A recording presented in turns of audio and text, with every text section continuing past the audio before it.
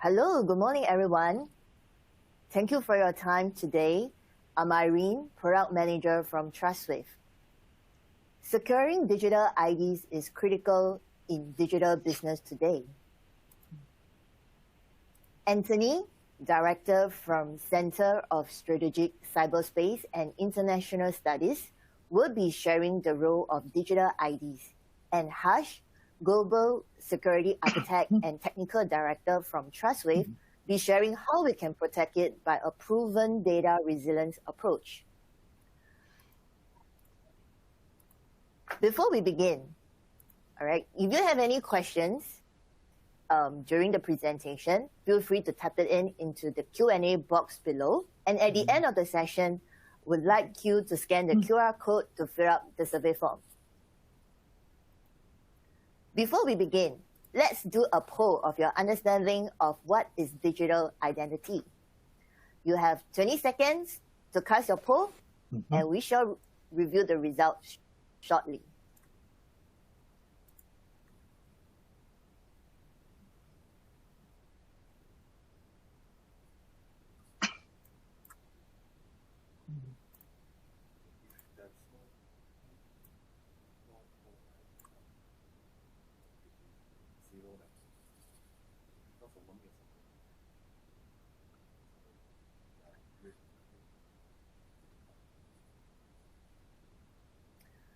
Okay, I think seems like no one is casting the poll. All right, I see some answers coming in as quickly. Okay. You are right. It's both 1 and 2. So let's welcome Anthony to share a bit more about digital IDs. Anthony, over to you. Thank you, Irene. Thank you, everybody. Good morning, and thank you for being here. So my name is Anthony Lim, and before we go into how you secure digital ID by my good colleague Harsh, let's have some idea about what digital ID is and what it does for us and where it's going and how it works.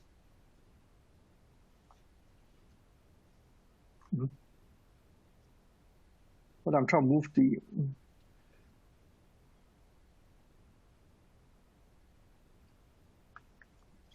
Hold on a second.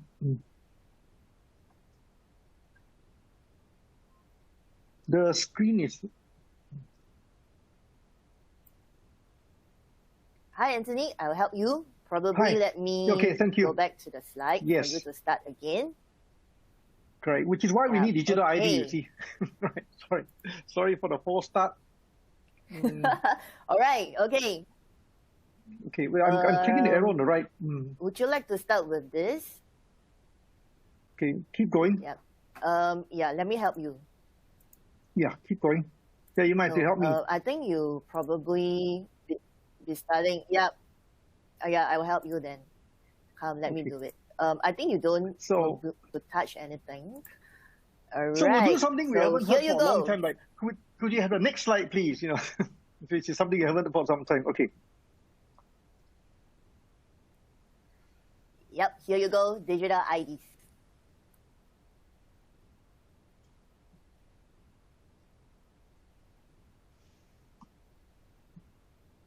No, it's not moving. Do you see the slide now? Yes, I see the slide. Okay. So let's go back to the first slide for you. Okay, ladies and gentlemen, sorry for the technical, digital. That's why we need digital transformation.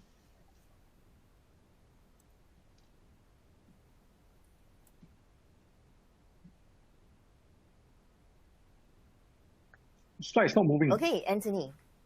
Yes.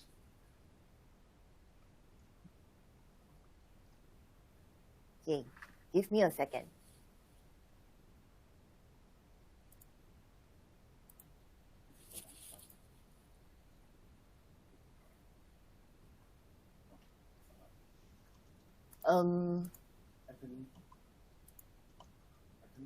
Okay, Anthony, can you see the slide here?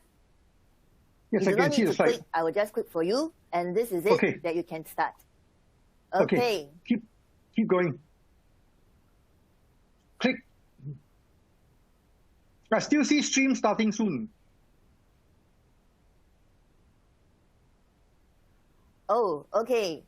Sorry to the rest. Probably we will let Anthony to re-log in again. Anthony, can you please refresh your page? Thank you.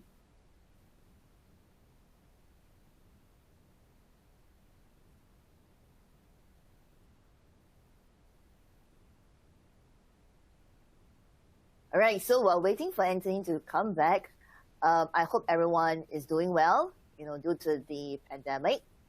And I think this week, everybody is looking, very excitedly on Olympics. So congrats to the countries that have gotten a medal. Likewise, in Singapore here, we are also cheering for our players as well. Okay. Anthony, are you back?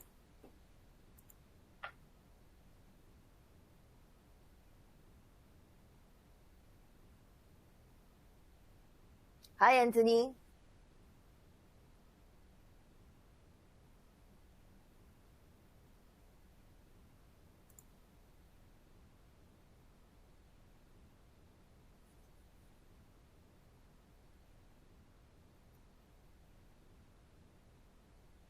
Okay, I think we lost Anthony. How about let us start with Harsh first on the Trustwave side. Then we will have Anthony to share more on the role of digital ID. So probably let me go to Harsh.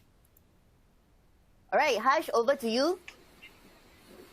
Yeah, thank you, Irene. I hope things are good here. So thank you, everybody, for the time. And I know that looks like some platform issue, and this is not the best way of flow that we want it to be. But let's start off what we have. So I think what is important is that what is the approach that a cybersecurity should take to safeguard digital ID? Obviously, I think the way that I'm going to catch up a little bit of what we want to cover up in the first section was what is the digital ID definition from a public or a government point of view, and what is the definition from the corporate point of view, how they sort of marry with each other, and how is the future moving forward as we see to it. Now, keeping that in mind, we are more looking at the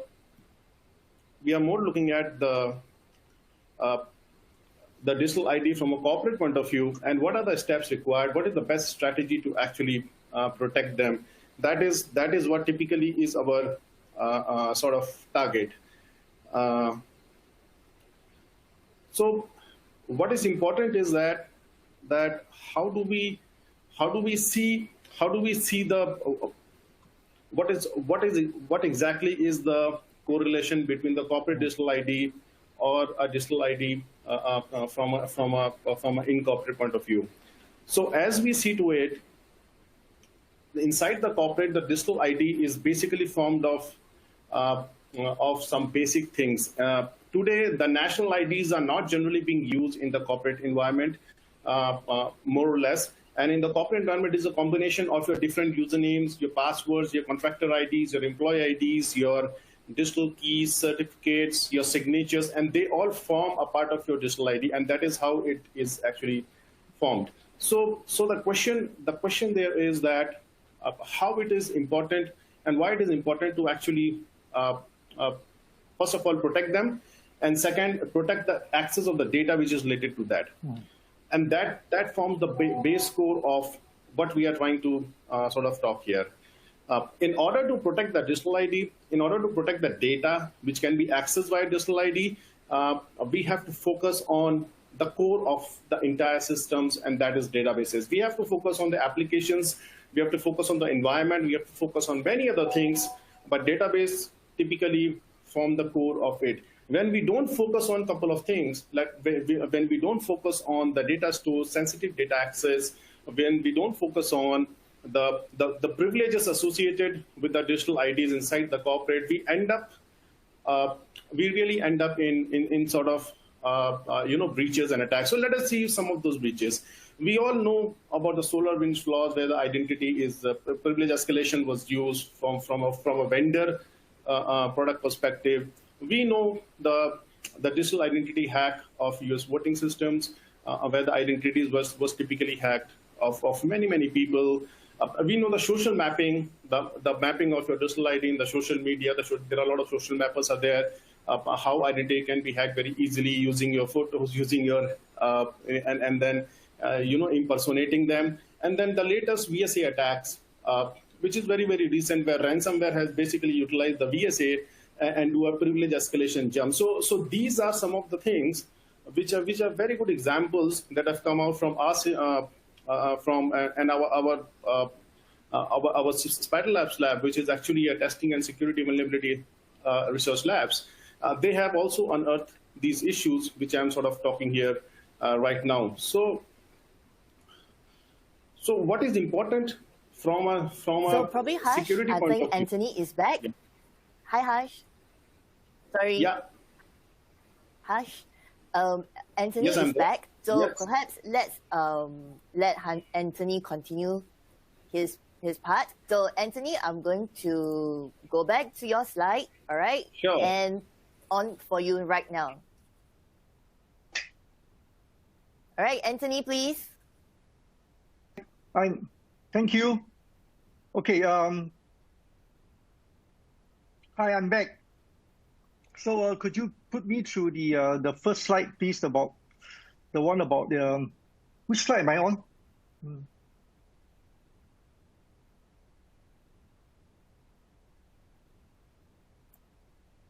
Okay, so right now is your first slide on the digital IDs, the difference, the balance between national and corporate. Hi, Anthony. Are you still there?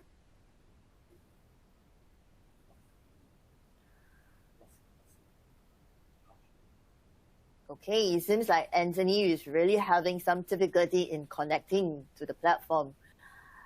All right, if that's the case, let's continue with the momentum with Harsh. All right, so Harsh, let me help you to your deck. All right, so what is the recommended security approach, after seeing all the different threats that is being detected and seen by our Trustwave Spider Labs? Please let the audience know.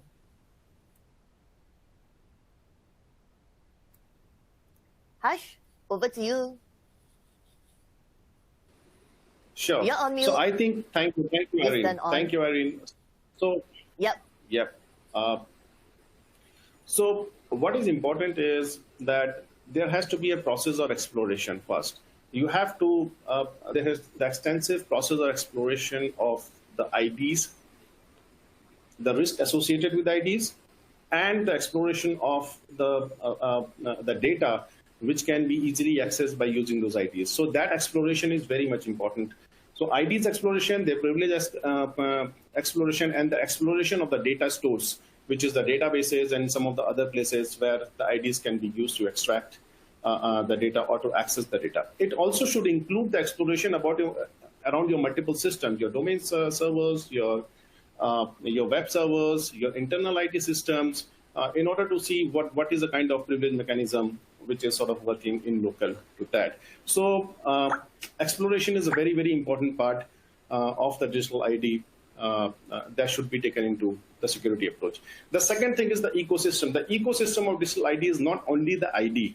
The ecosystem is the ID, the services that can be enabled with ID, the access mechanism which can be given with that ID, the sensitive data which can be accessed by that ID, and the systems as well which are going to be used. So we have to focus on the entire ecosystem. Just focusing on the digital ID, their storage, their protection is not really going to help. And the second thing, and the last thing, is that the sensitive data. Sensitive data is important because the ID itself is a sensitive data. But from a corporate point of view, because in today's environment of digital transformation and the future environments of the marrying of national ID and corporate digital IDs to be able to access and have a data exchange in place so that the systems can sort of share the sensitive data between, let's say, public and corporate, or within the corporate and so on and so forth. So that's why the protection to the sensitive data should be a part of your security policy. Now, we are focusing on a few things here. Let us start off with, from a corporate point of view, the exploration of the privileges. So as I said, the first thing, you need to understand your digital ID. You should be able to explore the privileges associated with the digital ID. So digital ID is one hand, and the privilege association of digital ID to your data is on the other hand. We need to do a very, very good exploration in that and have mechanism by which we can figure out what are the privileges available, and then we should be able to find it out, explore this out, enforce some principles of least privileges in order to have effective, to be a part of effective security policy. Now, second focus here is the continuous monitoring or detection of the suspicious activities. Now, once you have done the exploration, what is important is that, and the exploration also has to be continuous. What is important is that you need to figure out that using those digital IDs inside the corporate, who is accessing what kind of data. So continuous monitoring of the sensitive data or the important data or the tables or whatsoever, that is probably the second most important part that we have a focus here. The third is the entire ecosystem. Now, you can, by monitoring the privilege of the users with respect to the data stores and monitoring the data stores access, you can find out maybe 50% of the story.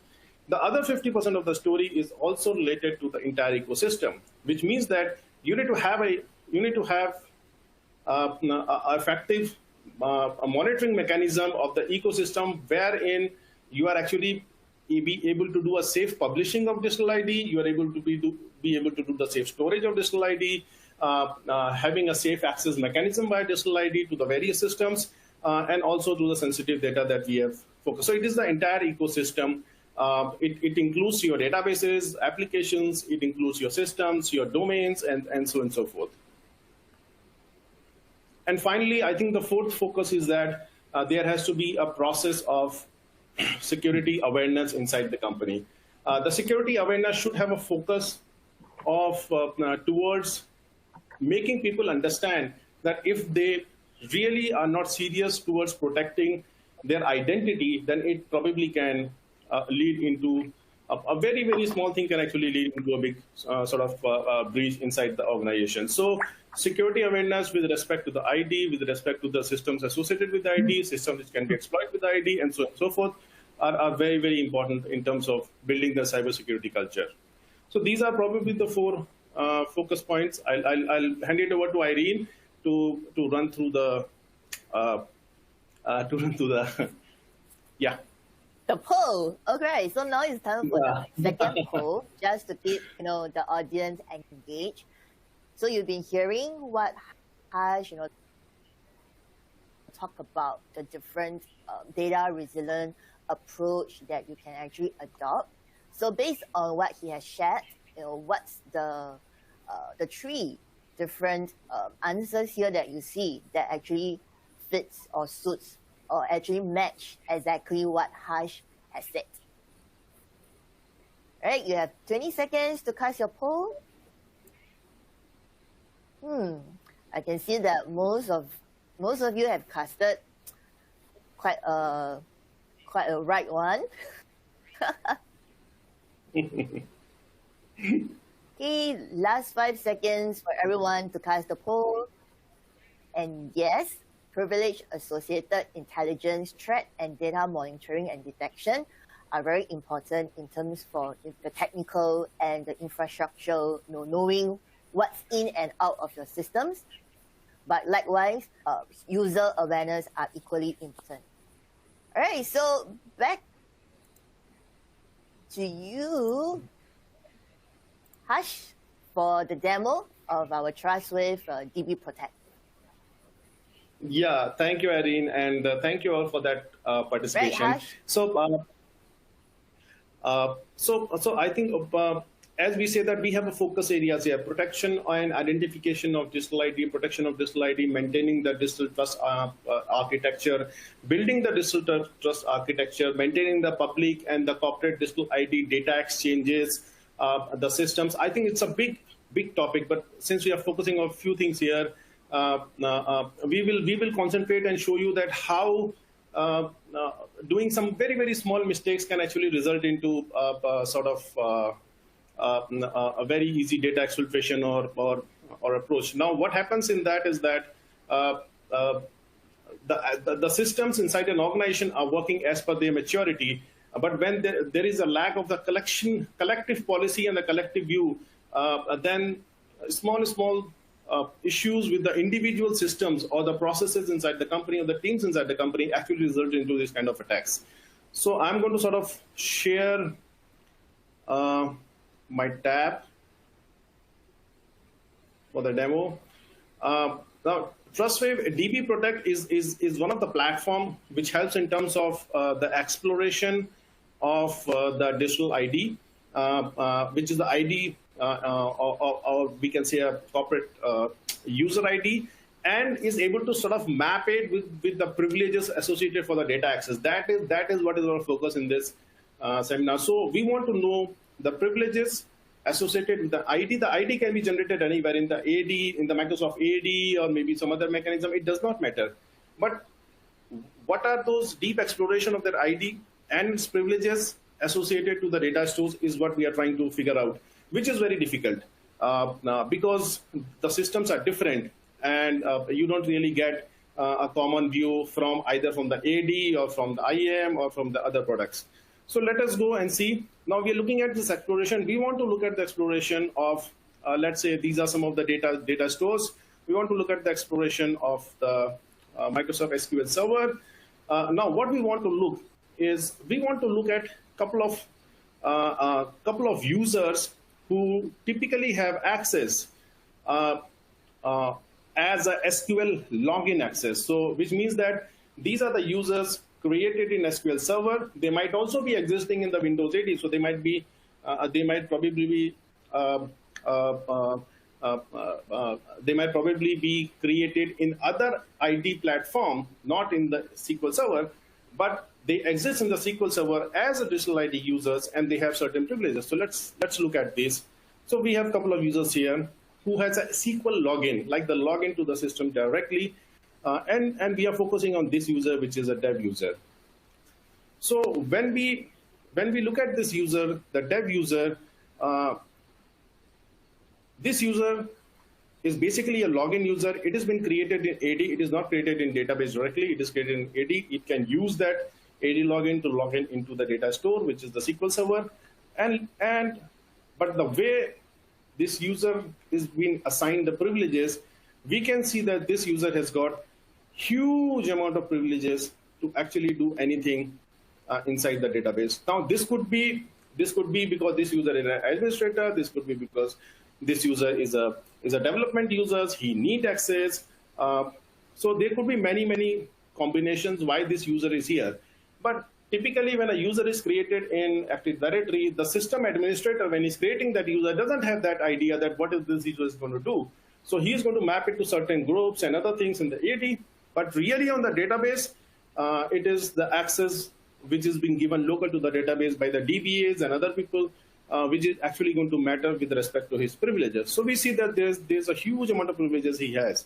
Now let's focus on this user and see whether he's showing any issue or not. And that's why this exploration is very, very important. So we are going to do some exploration. We are going to sort of explore this user, which is dev user. We are going to find out whether there is any issue with this user. So as we see, during our exploration process, we found that this user is an auth user. That means this user is created in AD, and he has an access mechanism to this data stores directly with the help of the AD privileges that he has. Now we'll try to look into that. So that's the user. Now we try to look into that, whether he's sort of showing any issue or not. So yes. Yes. So from the exploration mechanism, we can see because these systems are in place. This is a system which I have actually set up with exploration already done. So we can see that for this user, dev user, he has access to the server, which is MS SQL. That's the host name of the server. It can be an IP name as well, but that's the host name of the server. So he can do an auth login to the source server, and this user is primarily showing certain vulnerabilities. Now let us see the vulnerabilities. So these are the vulnerabilities. Now I'm going to, my interest is basically to look at the vulnerabilities which are high. So as I see, actually this user, during the exploration process, it gives me, I being as a IT security administrator, I can actually know now that this user has got the same password as the login name. There is no way that my AD user or my AD administrator and the other administrator would be able to know, because this user is probably a development user. He has access to the database system. He can create the local logins. He can use the same login as the authentication login. You can, the AD, when he's using the AD login, there could be a password policy which could be used. But somehow this user seems to be having a local login, and that local login to the data store has got the same combination, which is the password is same as user. So if somebody knows the username of this user, he will give it a try, and that's bang on. He will get access to the database. And I showed you the kind of privileges that the user has. The attacker can, within few minutes, can do anything, whatever he wants. Now, when we know this, we can have a mechanism to actually protect that. So, and we are not going to limit our exploration to this only. We are also going to see that whether this user is actually showing the monitoring alerts as well. So yes, we see that this user also shows monitoring alerts. So he's been doing some suspicious activity as well. Now let us see some of the suspicious activities that he's doing.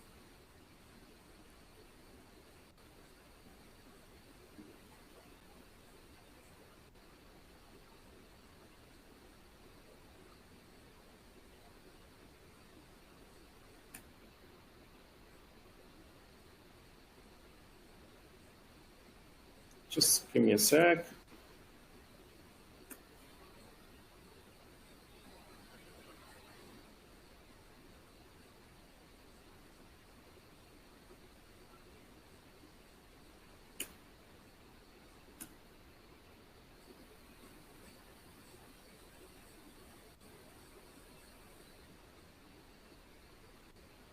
Okay. Sorry about that. So yeah, so we can see that this user is sort of doing a certain activities with respect to suspicious activities. Now, this suspicious activity is typically related to, as we say, it is typically related to the table access, and we'll actually see from here. So, as we see from here, this user is trying to access the logins, the list of the logins. He's trying to access the drop tables, which means that he's dropping certain tables somewhere. He is sort of trying to figure out the access list. So he's trying to do a sort of a different kind of activities. He's trying out comments in the SQL injection. So what happens is that with the help of the privilege escalation exploration and with the help of the exploration of the monitoring, we are able to figure out that might be this user is already compromised. And that's why this particular ID needs to be reassessed. Now that is what we sort of wanted to show, that by using the systems effectively, you can actually figure it out. Now there is a bigger view as well.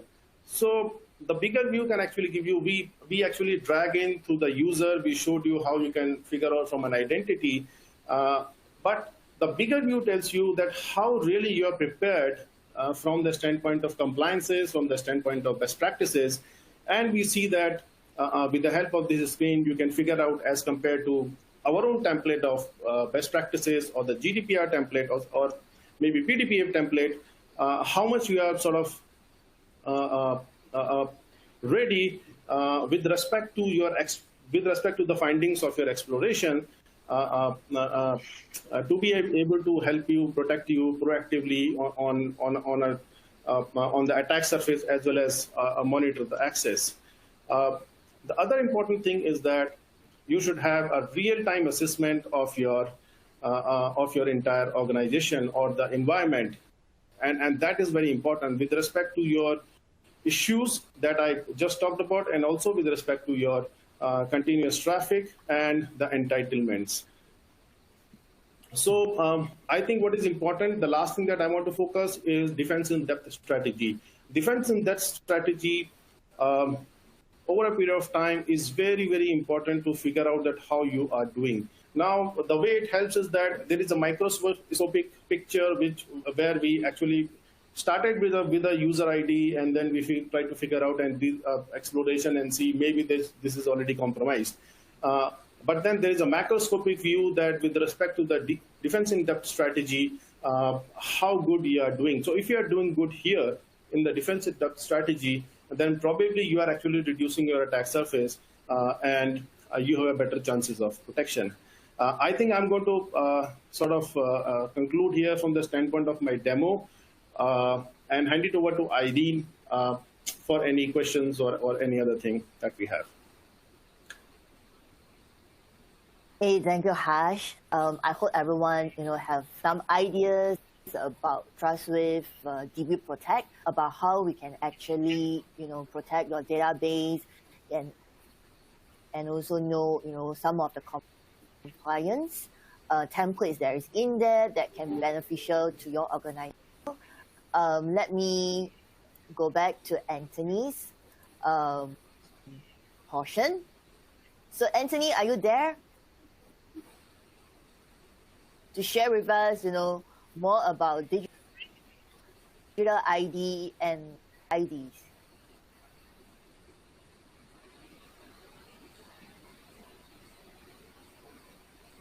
Right, I think Anthony's connection is really not that good today. Anthony, are you back for us for the part about digital ID?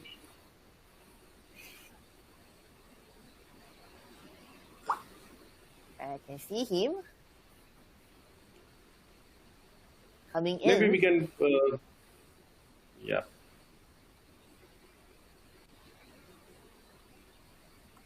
Right. Apologize to everyone. It's really a bit of technical issues here. Anthony, are you there? Hello, can you hear me? Yes, I can hear you now. Can you see the slides on the screen that's prepared for you, for your part?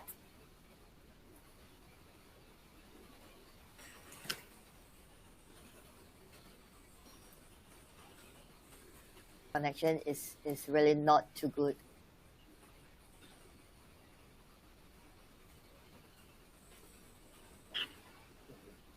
Okay, so while waiting for Anthony to come back, do we have any questions from the audience? You can actually enter your question into the Q&A box.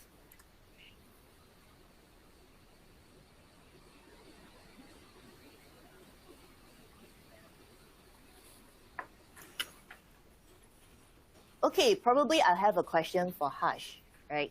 So Harsh, since you have actually given a demo on Trustwave DB Protect, a database, security solution, so in your opinion, what are the basic security solutions companies should adopt, starting from SME to mid-tier to large enterprises? Like what kind of other, technologies, out there in the market that companies or organizations should actually look into?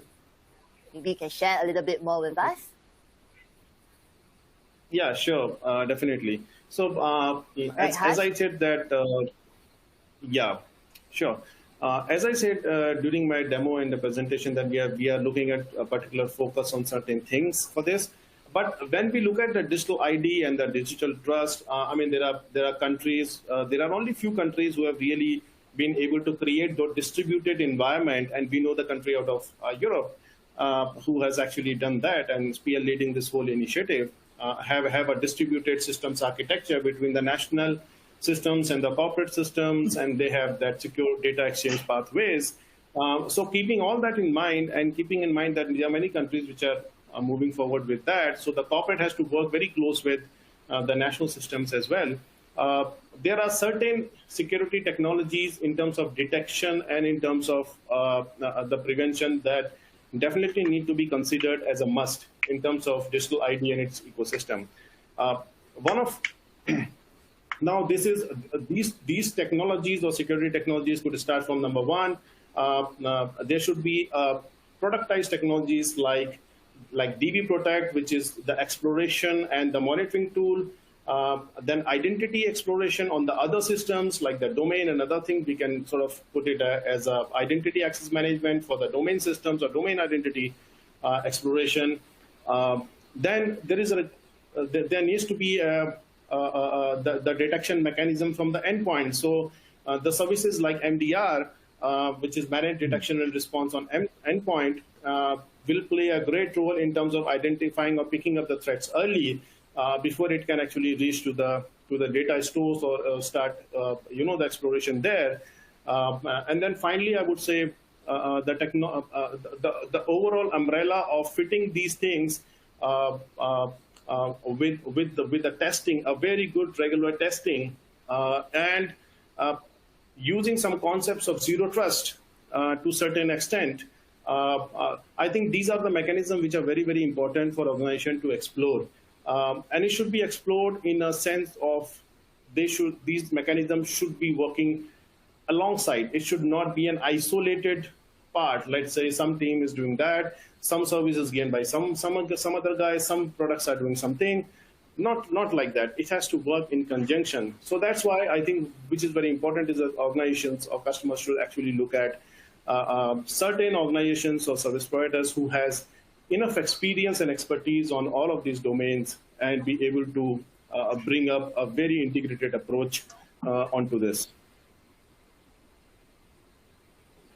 Right, Harsh. I think you have actually given, like really a very detailed explanation and sharing with the audience.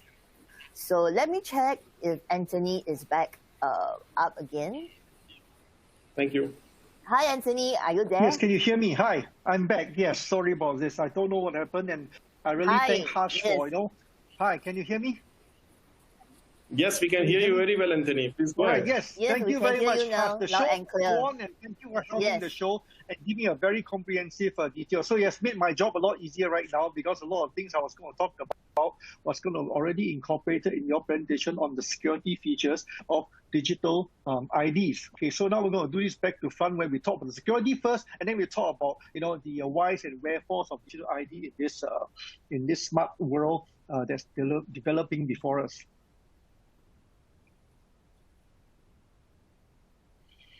Okay, so we've heard quite a bit about digital ID this morning already, albeit from the security aspects. And some of us may be wondering, what is this digital ID thing and why are we talking about it?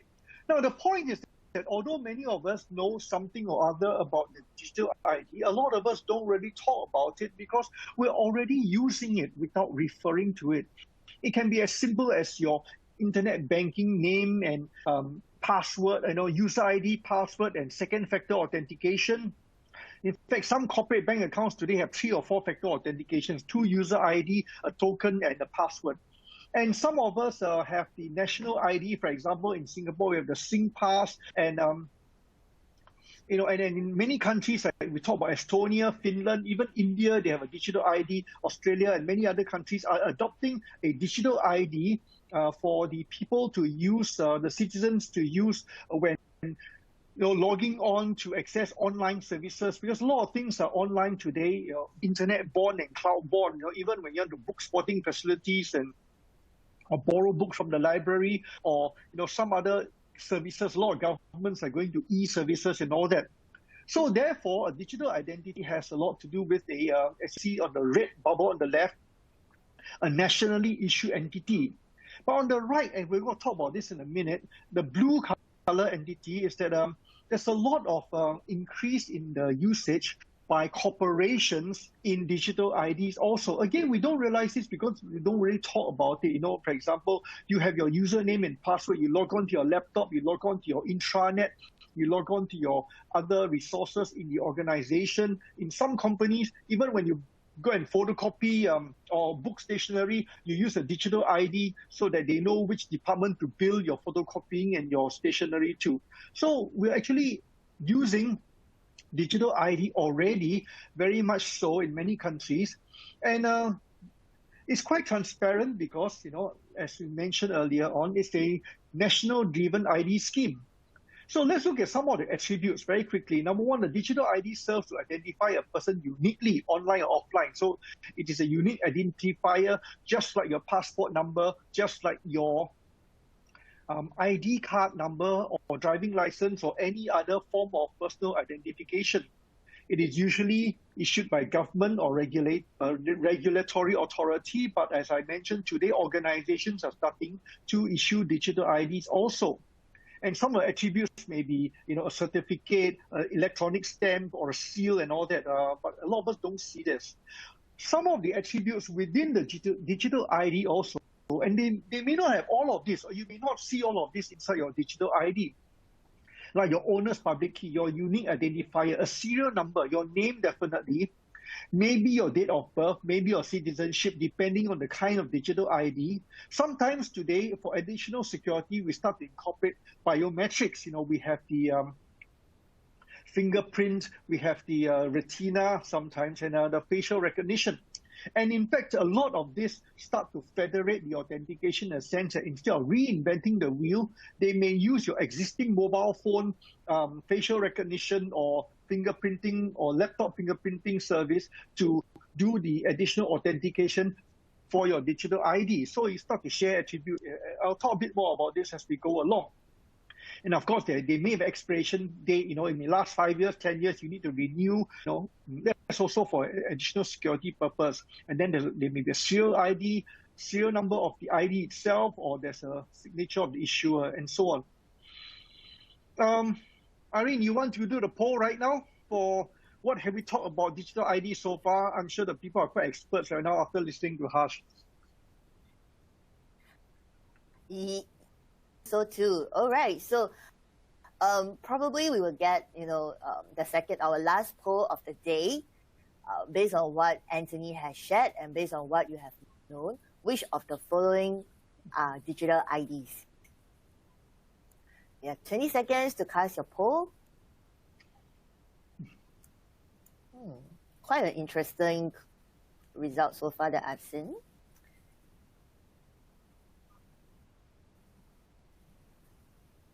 You might get one quarter. Okay. We can't confuse them.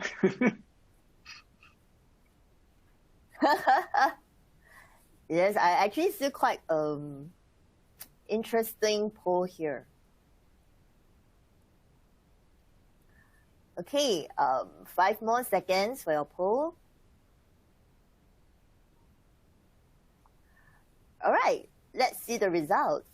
Okay, I think majority of the people have actually chosen digital certificate, as well as I think digital signature.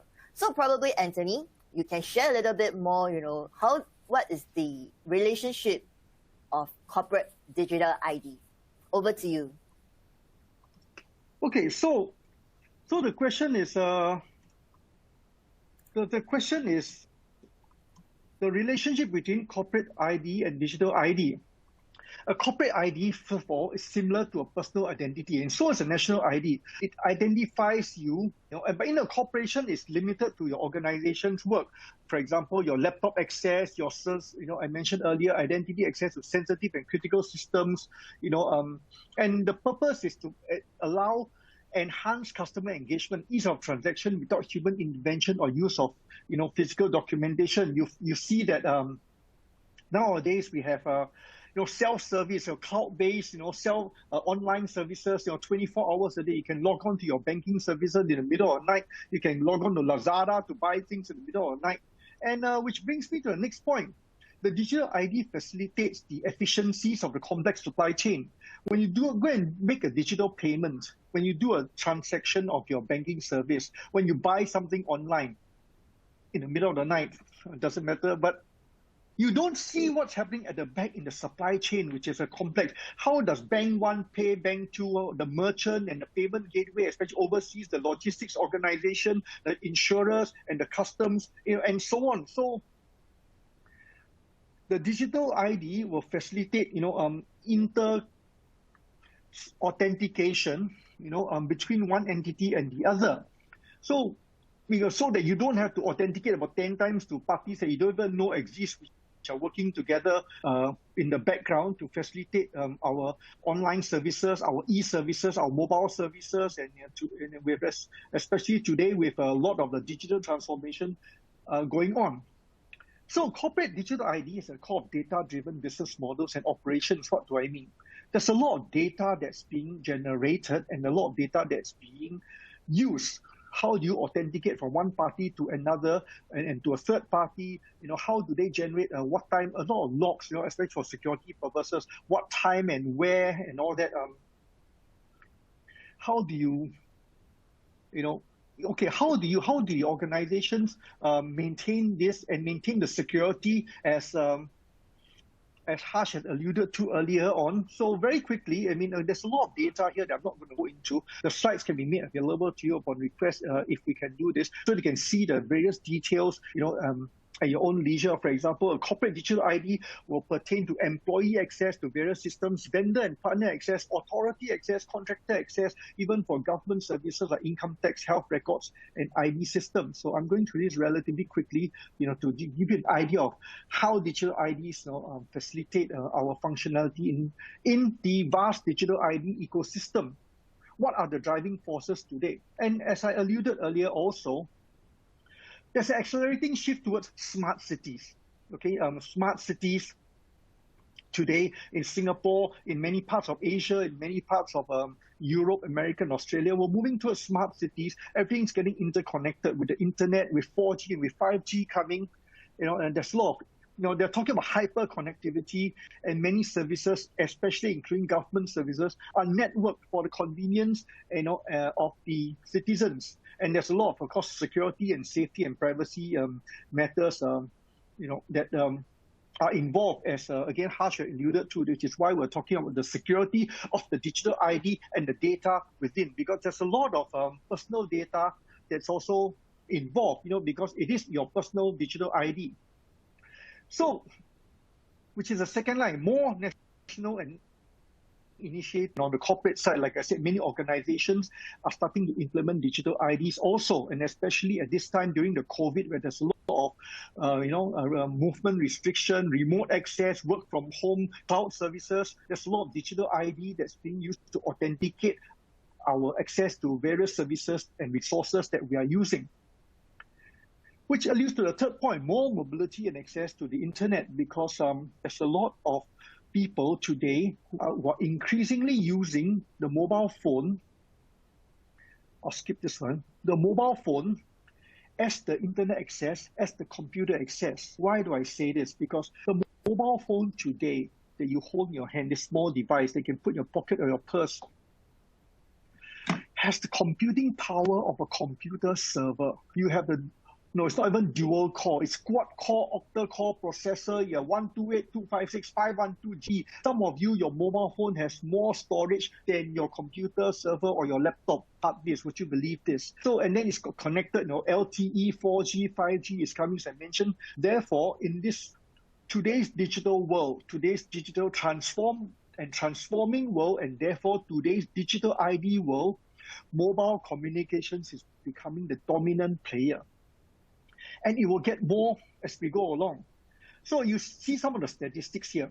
Nearly 5 billion people have access to the internet, and of which 92% of them access the internet via mobile devices. It's not like they don't use computer or laptop, but a lot of us today, whether it's them or us, use a lot of the internet access, and therefore our various digital resources and digital ID access by the mobile phone. 50% of global internet traffic is mobile, and it's going to get there. Not only a lot of users, a lot of traffic itself. Mobile devices and tablets are now the primary means of accessing the internet for many users. And then companies like Google, that's very, very internet focused, moving towards mobile focused world. So the lessons for all digital ID stakeholders, government, corporations, and even users is that we are getting very mobile first. And in the process, some of us are starting to wonder, apart from the personal data involved, apart from the trust, apart from the interlinks between the federated authentication between parties and banks and other things, what about security and trust?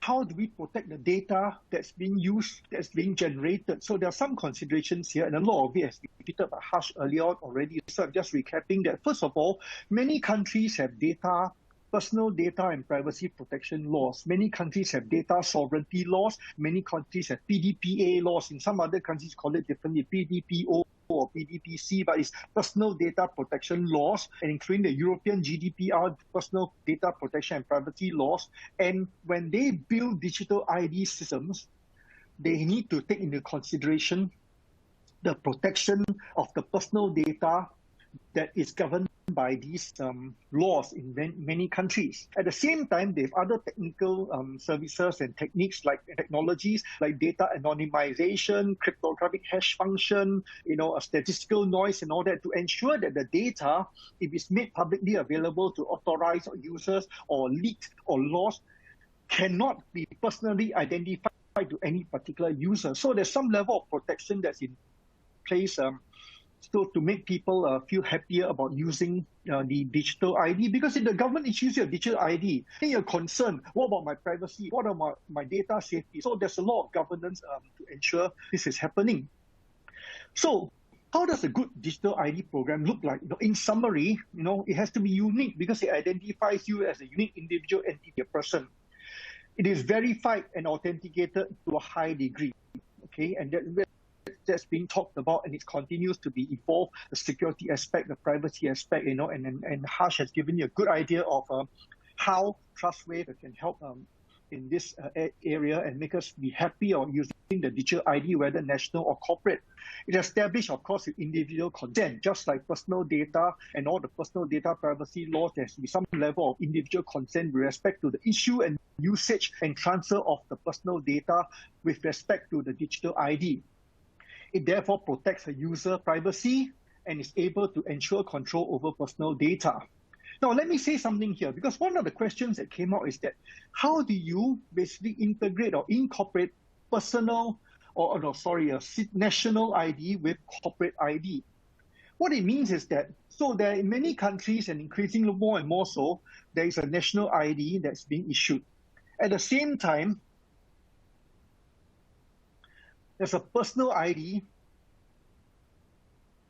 digital ID, that's being issued by corporations. The agent is going to issue you a corporate ID. There'll be no end, okay? So the smaller organizations or some other services, even big organizations like some insurance company, will not try to issue another corporate digital ID for you. Instead, what they do is they borrow the government digital ID, like Singapore SingPass. So some of you authenticate with SingPass. It's like some of the other internet services. Instead of asking you to have another username and password and customer registration, they borrow, lock in with Google, lock in with Facebook. So they federate the authentication. They borrow another digital ID. And then the next question is, then how do you transfer the data between party and party B for the authentication securely and safely? And how do you store the data safely? And again, Harsh has given you a good idea of how this can work safely. But the general idea is that there is an increasing level of cooperation, coordination, integration between the national digital ID and the corporate digital ID. And in fact, like I said, some organizations are already borrowing another organization's or the government's national ID to do the authentication for your e-services. And with that in mind, ladies and gentlemen, I like to hand back to Irene and and move on with this seminar. I'm just giving you a quick general idea of how a digital ID works and what does it and what does it do for us and where it goes from here. Okay, so hopefully you have a general good idea of that, and thank you once again. Back to you, Irene. Okay, thank you, Anthony. So to the audience, do you have any questions that you would like to ask both Harsh and Anthony, feel free to enter the questions into the Q&A box below.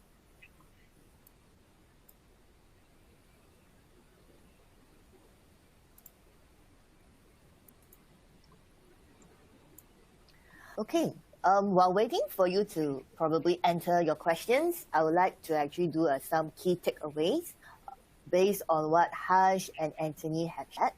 So digital ID is not solely a government matter. It's also our matter as well. Corporate ID is part of our daily work. You need to be aware of the threats, how to prevent, detect, and respond to them accordingly. Protecting your ID by having a proven data resilient approach is important. And lastly, securing digital IDs is the key to your digital business. Right? Okay, I did not receive any questions. Probably, let me see. Okay, yep.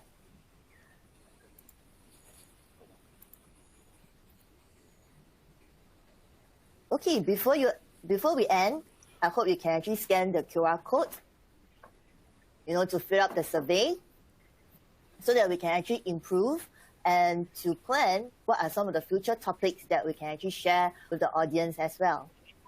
So I'll be here. We will open this until 12:05. If you have any questions, feel free to type it in. And there are some white papers and data sheets that you can actually download under the related contents as well. Feel free to do so. And if you have any other inquiries or you would like to know more about Trustwave services, please contact your Trustwave sales manager accordingly. All right. So maybe to Anthony, based on what you have shared, mentioned that in future, there'll be corporations borrowing each of the corporate IDs as well. Mm-hmm. So how exactly? It's already happening. Yeah, it's already happening. So how exactly do you feel that it will impact the people in the nation?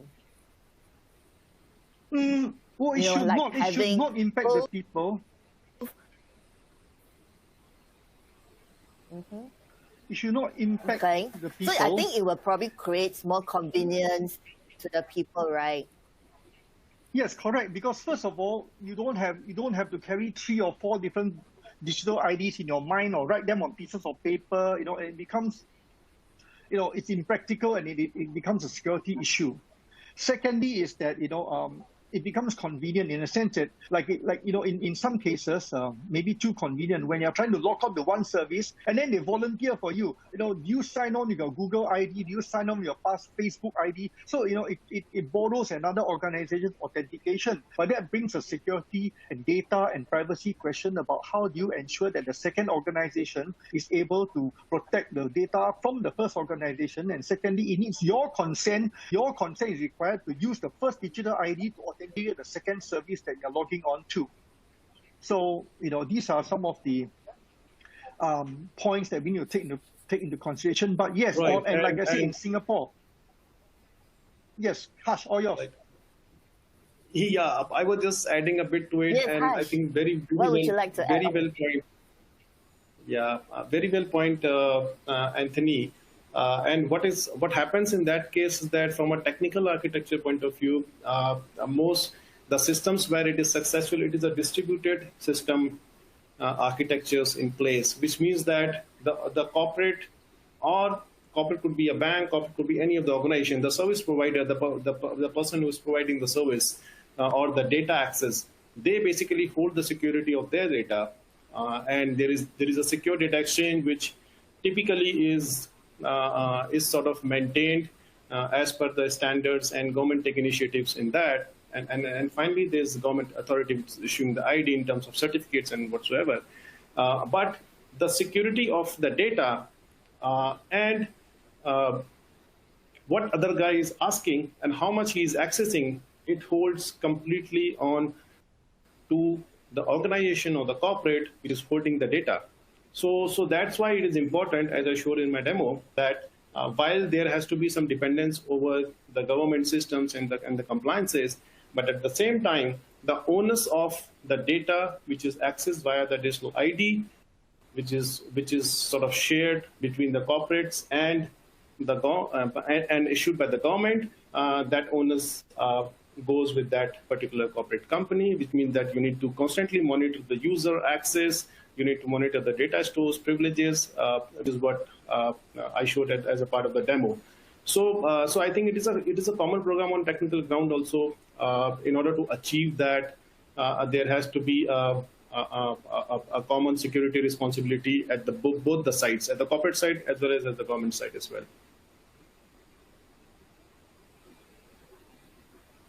Agreed. Okay, we have come to the end of this webinar, and I hope everyone enjoyed and have gotten some useful information for you to plan, how to secure the digital IDs in your organizations. Thank you, everyone. Take care and stay safe. Thank you, everybody, and be safe digitally and everything else, health-wise. Thank you very much for your time. Yeah, stay safe.